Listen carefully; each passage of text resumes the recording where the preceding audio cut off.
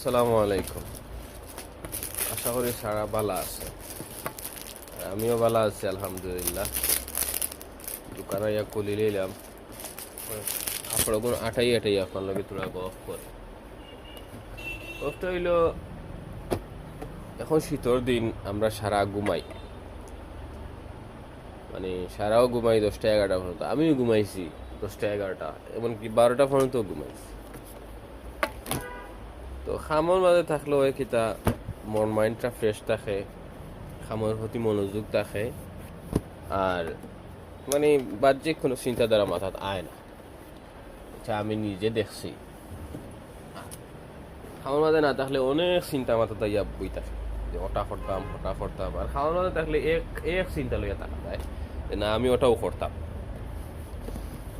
তো নবাব সিরাজউদ্দৌলা খান করে বই থাকেন, তাহলে খামাই শরীর লড়াইতে হইব, রুজি করতে হইব, তারপরে খামাই। কারণ সোজা বাংলা সোজা কথা, খামর উঠে কোনো ওষুধ নাই, কাম করাও লাগবো।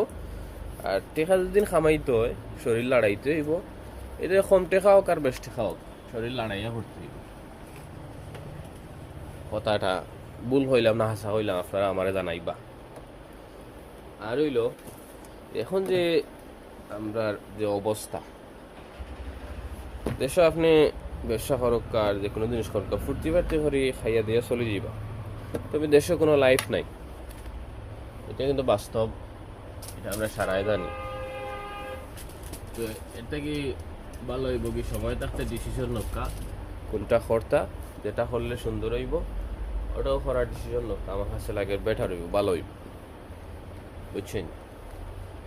কথাগুলো যদি ভালো লাগে তাহলে আমার লাইক কমেন্ট করে জানাইবা।